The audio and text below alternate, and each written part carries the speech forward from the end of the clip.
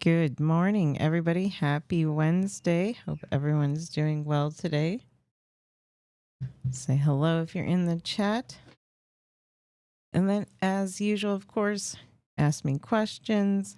And if you're too shy to chat, you can always email me. All right, so let's kind of recap and where we left off. So yesterday, we were trying to relate this whole concept of moles to something that we understand. So that's what we were doing. And so we saw what a mole was, right? We had this quantity 6.022 times 10 to the 23rd. Oh, I don't know why I wrote 22 here.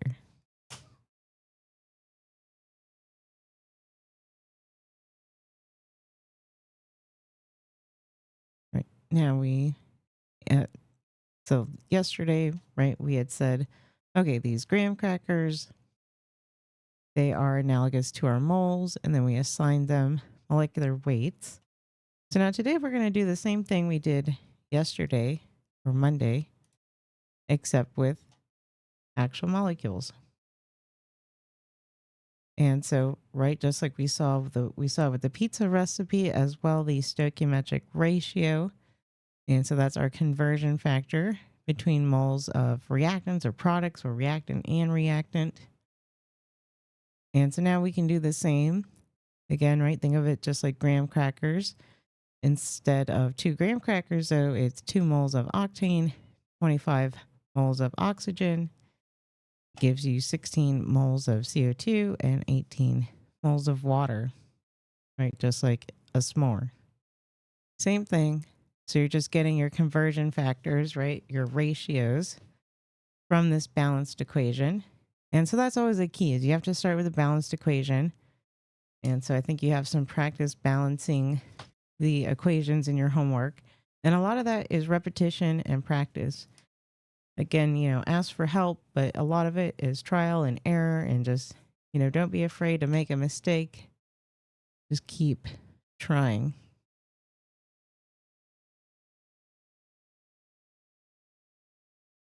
All right. And so just like before, remember we said, okay, we have 48 students in the class. How many items do we need to make our s'mores? So now same sort of problem here.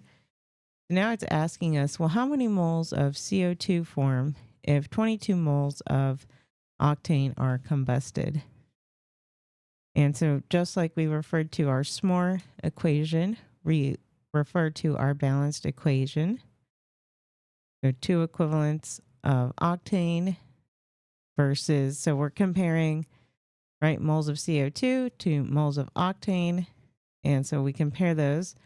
So they're in a 2 to 16 ratio. You could simplify it, right, to 1 to 8. It doesn't really matter. But there's your conversion factor. And so just following along with the work shown here. So we start with what we're given. So 22 moles of octane. Then we have our conversion factor that relates the two quantities that we're interested in this case, CO2 and octane. And then dimensional analysis. So our octane cancels out, leaving us with moles of CO2. And I can fire up my calculator.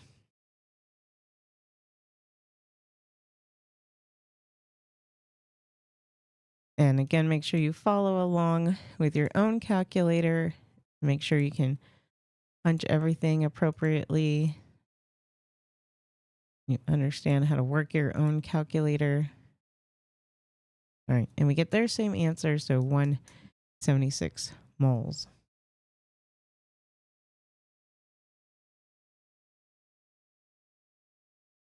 And so again, just like we practice with our graham cracker s'more chocolate fun, we can, of course, then go between moles and mass. And so again, that's what a working chemist does. So once you figure out your moles, so you'd be doing this calculation with whatever you're interested in. So any reaction you do every day as a chemist, you have to write this out, just your balanced equation. So you would write this out with how many moles you're doing. And then to go obviously perform your experiment, you have to convert your moles that you found to mass. And so let's practice that. And all of this is dimensional analysis. So sorry, I don't want to go too fast. And so this is just showing you kind of the roadmap of how we approach this. I don't want to get too bogged down with this because I want you to kind of play with it and use that dimensional analysis and be able to kind of see those relationships. But this is essentially what you're going to be doing. So you could start, let's say you know your amount of A. So you have a starting mass of A and you're trying to figure out, well, how much product am I expecting? Because that's, again, very important as a chemist, is that you have to be able to predict, well, how much product am I expecting? And then you want to be able to report your yield, since that is also really important. So then you would start with your mass of A and then convert it to moles. And that's where your mole highway can also come into play. So don't forget this handout. You can also find it online because I stole it. So you could always ask the search bars out there. So yeah, you can find it or email me if you want another copy. You should be able to pull this from my notes. I'll post these notes today. And so it walks us through. So we're dividing by our mass of A then to get to moles. So here's our just amount. And this gets confusing because they have mass, but this is like amount, right? Versus molar mass or something. And then now this is saying, okay, then we divide by our molar mass to go from mass to moles. So then this gives us moles of A. So that's on top. And then from A, we do our conversion factor. So they call it our stoichiometric ratio. I'll put conversion factor. So that relates our two. And again, watch the dimensional analysis. So they have this B to A ratio, but all you're doing is getting rid of moles of A, converting it to moles of B then. And then, that gives us moles of B. And from moles, we can multiply it by our mass. Again, molecular weight is grams per mole. So the dimensional analysis works out on that, giving us mass of B in grams. And so that's essentially what this chapter is. So you'll be repeating that, doing this calculation, and you'll do it a million times. All right, so let's walk through this problem here. So it says determine the mass of CO2 produced when 3.6 times 10 to the 15 grams of octane is burned in excess oxygen gas. We have our balanced equation. And so take a minute or so and look at it, and we'll go through it. And so it lays out the strategy, but see if you can get there.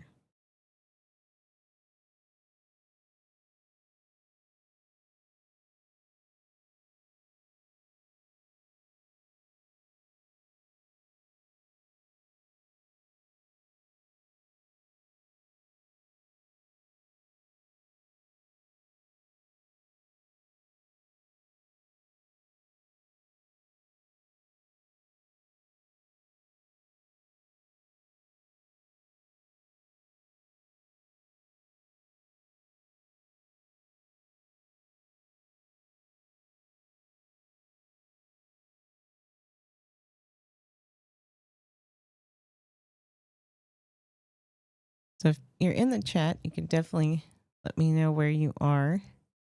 I'm just going to keep moving forward for now. And of course, if you're watching later, I would pause if you want to take more time to try to solve this.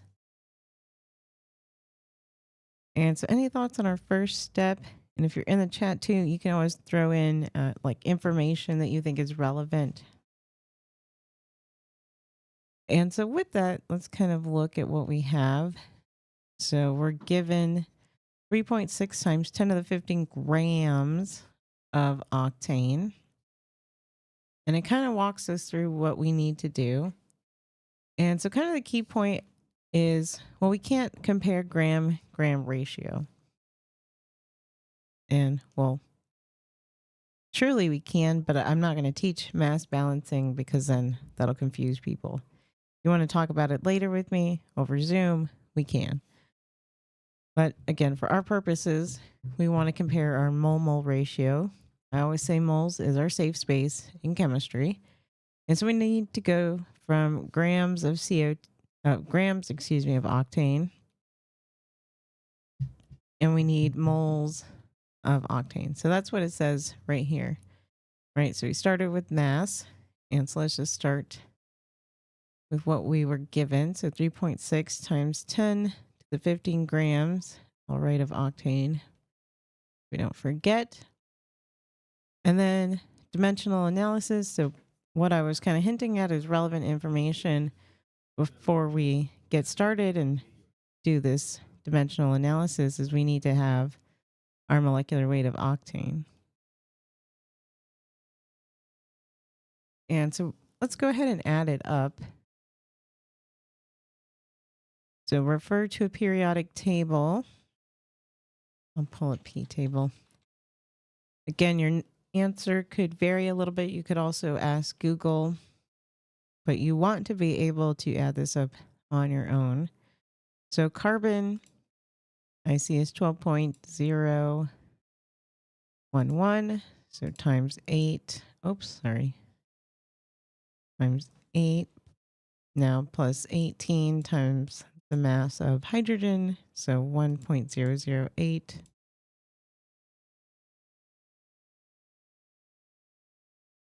So I get for my molecular weight of octane 114.232 grams per mole. Oop.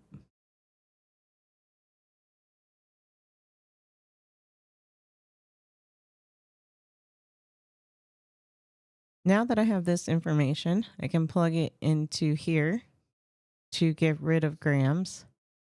So I'll put the 114.232 grams on bottom. Moles goes on top. That cancels. So now we have moles of octane. Now we can look at our ratio.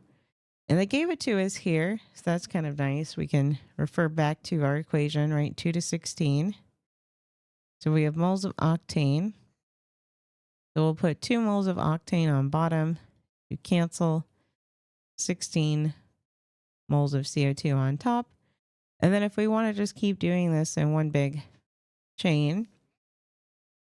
So now we're at moles of CO2. Now we need to convert to mass.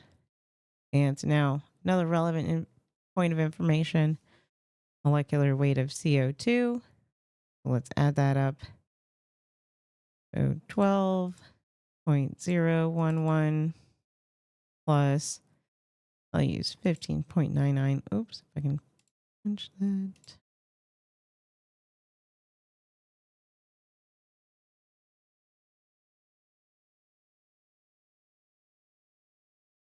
All right, so I get 44. I'll round it to 44.01, so grams per mole. So now we can multiply it. All right, we were in moles here. So now moles goes on bottom and 44 grams on top. And that gives us our final answer. So let's walk through punching that in. And so that will be more clear. So 3.6 times 10 to the 15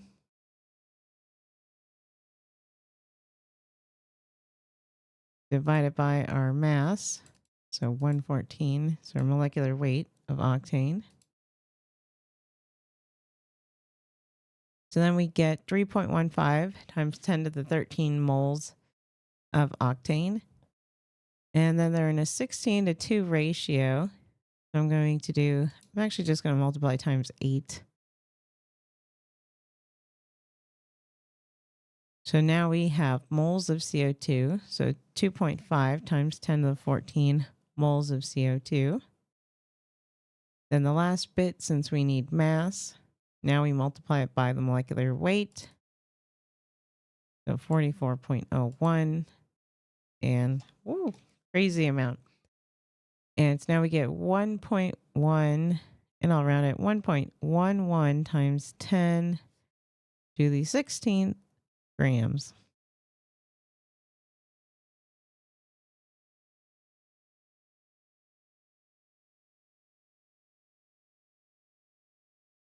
Questions about that one?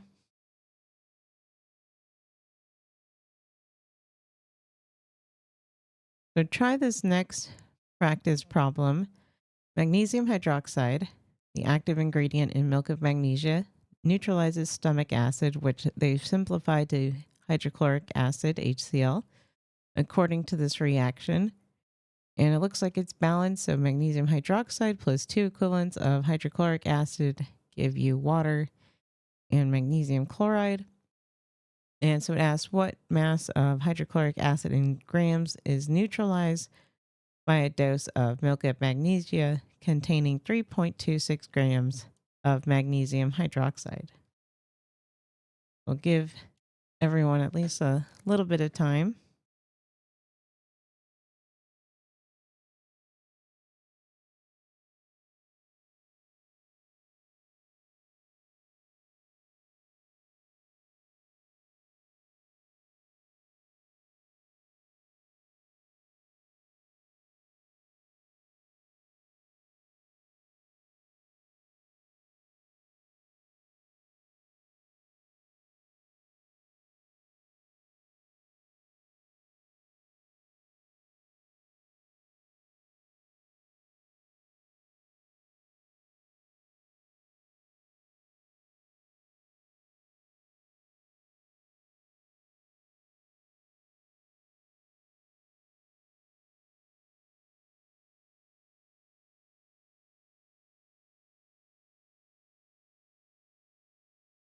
So if you want me to wait, just shout at me and I'll stop. Otherwise, you can always pause the video if you're watching later. And so let's start. So we want to go from grams of magnesium hydroxide and eventually end up in mass of hydrochloric acid. And again, kind of map through, well, we're going to go from grams of magnesium hydroxide and we need to go to moles. So we'll have to think about, well, how do we do that? What is that conversion factor? Then for moles, right, we do our mole-mole ratio. So we can already see they're in a 1-to-2 ratio. So you can write this, so 1. And I'm not trying to write out who goes on top, who goes on bottom. I'm just writing out my conversion factor. So then we'll compare. Then we want moles of HCl. And then from there, go to grams. So let's start. And so let's just get our relevant information. And this will help you on a test too. So, right, start off with what we need to know. So kind of our knowns. we can figure out our molecular weight of magnesium hydroxide and also our molecular weight of HCl, or hydrochloric acid. So let's do magnesium hydroxide. And I have my periodic table on my other screen here, so that's what I'm referencing. All right, so magnesium has a mass of 24.305. And then, so notice, right, we have a parentheses around the hydroxide, so we need to multiply our oxygen and our hydrogen by 2. And so for me, what I think I'm going to do is add them up, like the oxygen and hydrogen, and then multiply them. So 15.999 plus 1.008. So that is in parentheses, multiplied by 2. So now my mass of magnesium hydroxide is 58.319 grams per mole. So now HCl, so it's hydrogen, we said was 1.008. And then plus our chlorine. So from my periodic table, it's 35.45.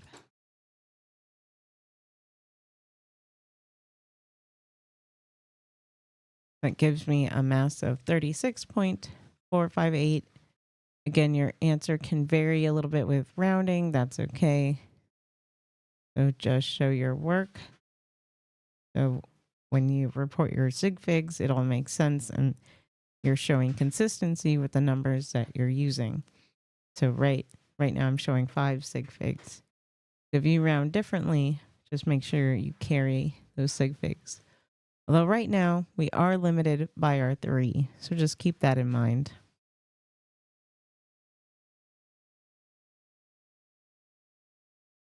All right, now we're ready to do our stoichiometry calculations. So we'll start with what we know again. So 3.26 grams of magnesium hydroxide. I'm going to do my grams to mole with my conversion factor or my information that I found. So now 58 grams. That's what 1 mole of magnesium hydroxide is. So now this gives me moles of magnesium hydroxide. Then we said they're in a 2-to-1 ratio. So for every 1 mole of magnesium hydroxide, you need 2 of hydrochloric. Now that cancels. So now we're here, right? Moles of hydrochloric acid. That's what that will give us. And we want to go from moles to grams. So now we can multiply by this molecular weight. So 36.458 grams per mole of HCl. All right. Punching in time.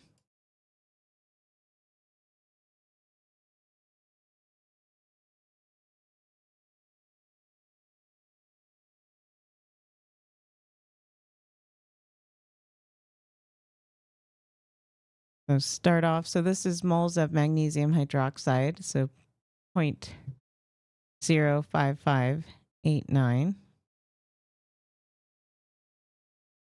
Now we do our mole-mole ratio. So 1 to 2.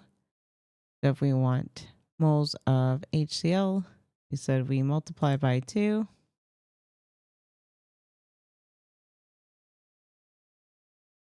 So this gives us 0.11179 moles of hydrochloric acid.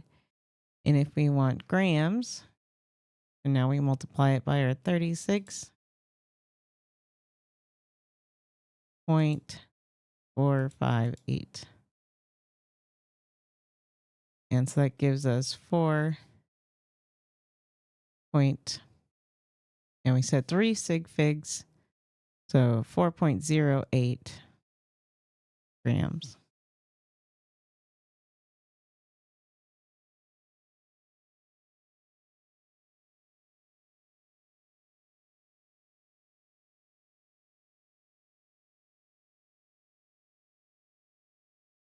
questions about that?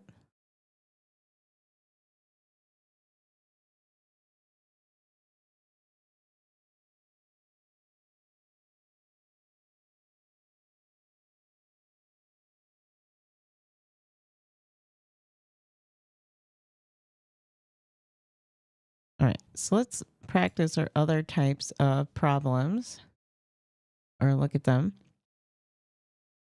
So we have our limiting reactants. So just like before, we might have to kind of do what I say. We have to do our stoichiometry calculations 2 times, 3 times, depending on kind of the question, just like we did with the s'mores, where we're trying to figure out who's our limiting reactant, so who's running out first. And so kind of the best ways to do that is calculate how much product. So you want to compare the product amounts.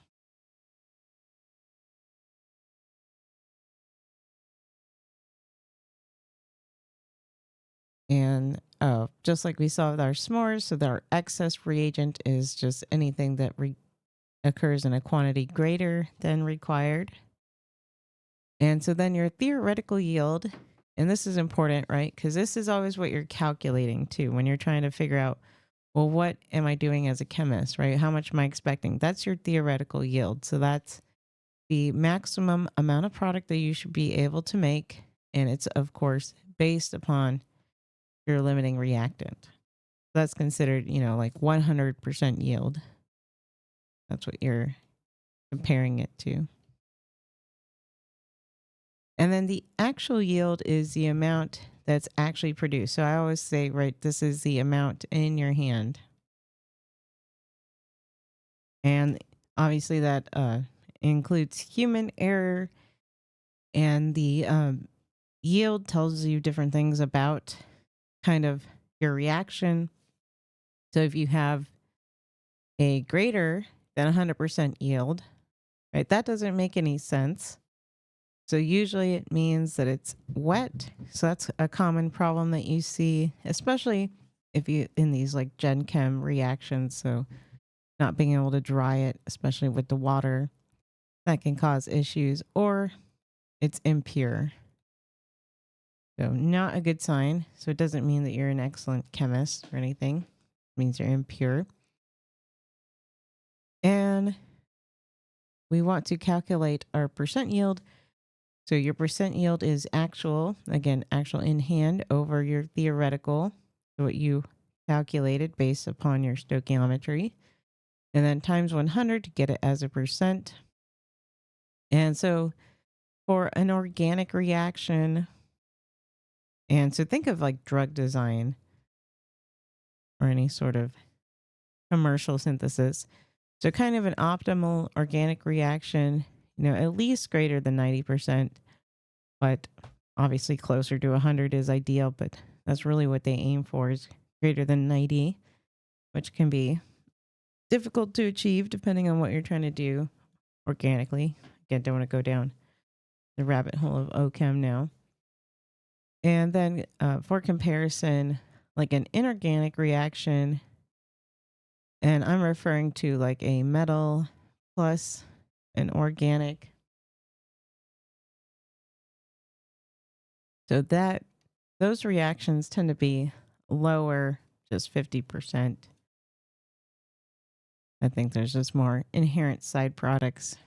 And that gets into other things like, well, can you quantify what else it's making if you're not getting an optimal yield? And sometimes papers are devoted to that. And, you try to figure out what you're making. But again, that's going down the rabbit hole a little.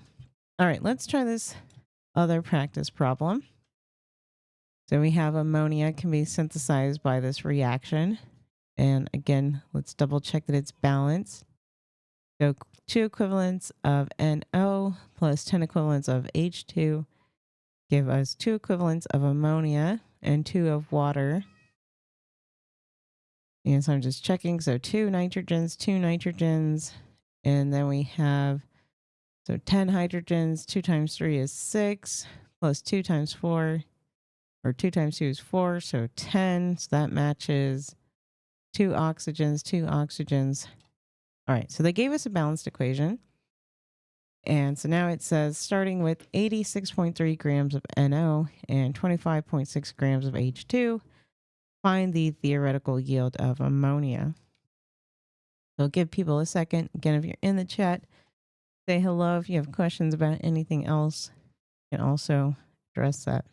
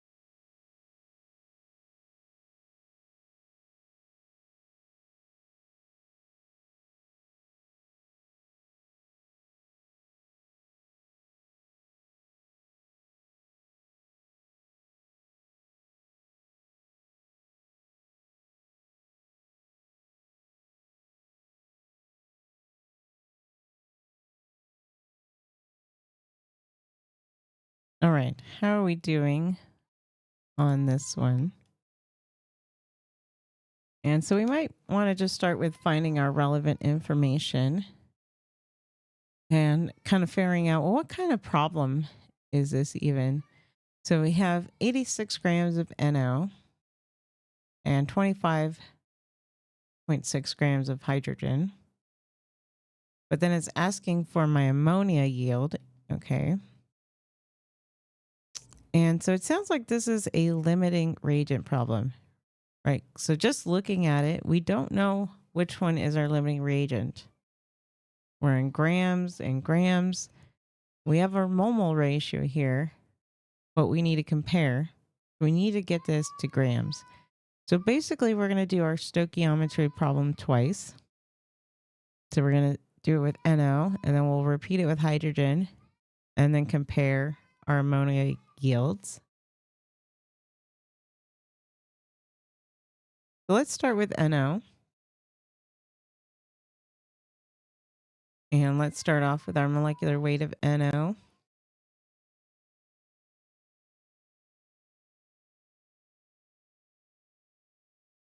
And I'm just looking at my periodic table. So nitrogen has a mass of 14.007 plus 15.999. So our molecular weight is 30.006 grams per mole. So now it's time to do our stoichiometry. So we'll start with what we're given. So 86.3 grams of NO. Then we need to convert it to moles. Again, we use our conversion factor. So we're dividing by our molecular weight. And I won't punch anything in yet. And then we need to compare. So first we need to compare NO and ammonia. So let's do that. NO and ammonia. They're in a 1-to-1 ratio. And it doesn't matter how we write it. So we can do, right, 2 NO to 2 ammonia. That just cancels. So now this is moles of ammonia. And let's go ahead and convert it to grams just so we have our final answer. So we need our molecular weight. So we said nitrogen is 14 plus our 3 hydrogens. So 1.008 times 3. It should be about 17. So 17.031 grams per mole for ammonia.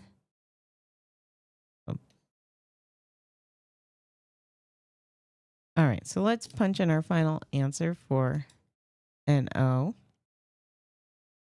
So we're seeing if we start with 86 grams of NO, so divide by its molecular weight to convert to moles.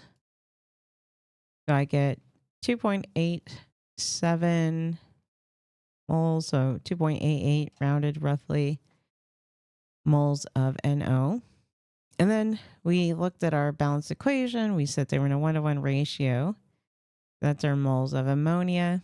So now let's multiply it by the mass of ammonia, molecular weight, so 17.031. And so this gives me a theoretical yield of 48, 3 sig figs, so 48, rounded, so 50 grams per mole. So notice when I rounded to 3 sig figs, right, the 8 bumped the 9 up. Oh, I still didn't round that properly. Sorry. Let's try that one more time for me. So 49.0 grams per mole. Apologize. That's why I need you guys in the chat. Keep me on my toes. That's always the problem with any math or physics, science lecture, you know. Always a room for error.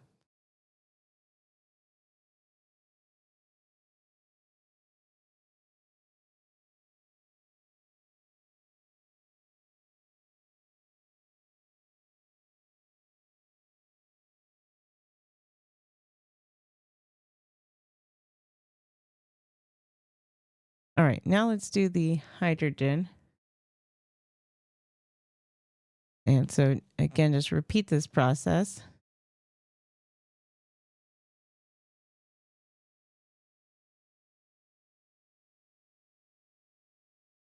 So we'll start with our 25.6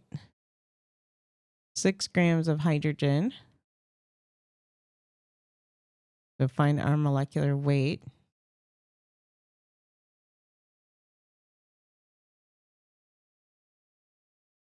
And don't forget, hydrogen is diatomic.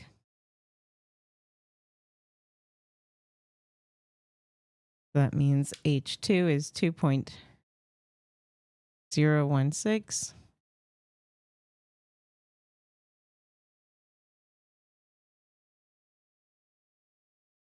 That gives us moles of H2. Now we compare our mole-mole ratio. And so now they're in a 5-to-2. So now 5 goes on bottom for our moles of H2. 2 moles of ammonia on top. So it looks like this. So now this gives us moles of ammonia, which we can multiply by the molecular weight of ammonia. And then we'll compare, right, and see which one is the smallest. That will be our limiting reagent.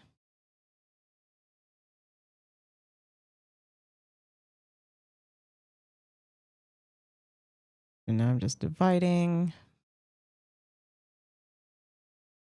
So 12.698. So times our ratio. So now they're in a 2-to-5 ratio. So notice I did 2/5 in parentheses to do that. So you could also do times 2 divided by 5. Just make sure that you get that order of operations correct. Now I have 5 moles of ammonia produced. So multiplied times the molecular weight. And so now I get a theoretical yield of 86.5 grams of ammonia. So now comparing, this one's a smaller one. So this is our limiting reagent. So this is saying that NO is the limiting reagent. So this is going to run out first. And so this is however much we can make.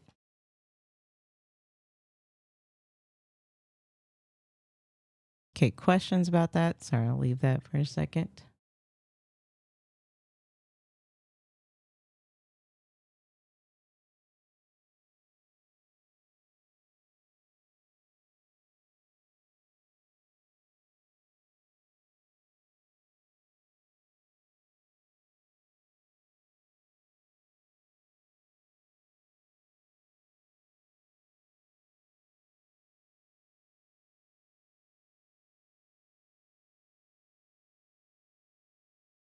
All right. And then let's just practice really quick what like a percent yield question might sound like.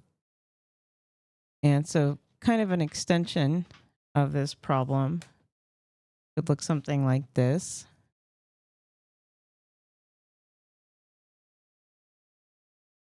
And so now I would say based on the limiting reagent you found,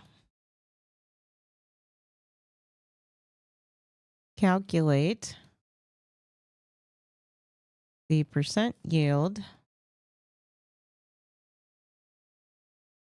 if 31.7 grams of ammonia were collected.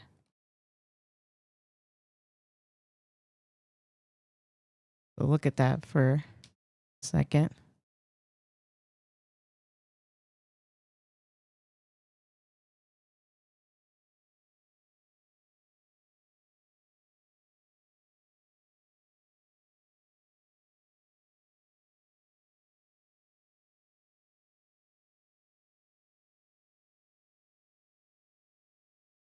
So in this case, we can refer back to this formula. So actual over theoretical. This was our theoretical yield, since this was our limiting reagent. And so now we're saying right in hand, so maybe after purification, maybe some, there was a leak somewhere. Who knows? Who knows what happened? You guys know what happens in a lab. Crazy. You lose something, drop it. So now we can take 31.7 divided by the theoretical yield we calculated, so 49, and multiply it by 100 to give us a percentage. And so that's about a 64.7% yield.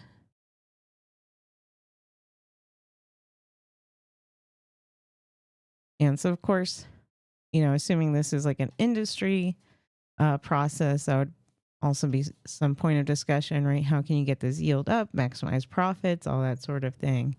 So also why you're interested in the yield. Right. Any questions on this? So I think it would be prudent for people to just do a lot of practice. So the homework should be really good practice and the answers are posted. And then that means you should use me as your resource for questions. So again, get help. I can meet by Zoom or in person, whatever's convenient.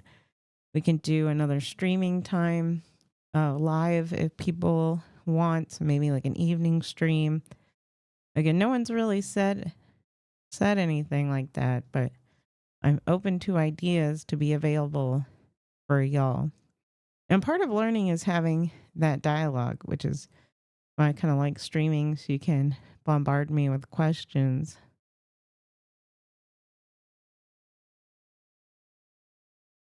All right, well, let's go ahead and end there. I'll hang around just in case there are any last minute questions, but otherwise, again, just reach out to me by email. And I will be working on grading. So, of course, that's the other thing I need to catch up on. I think a few people submitted midterms, close to the deadline. Nothing wrong with that. Just means that I still need to grade them. All right. Well, thanks so much again, especially those who watch live or watch later. So thank you. And I look forward to seeing you by email. Have a great day. Bye.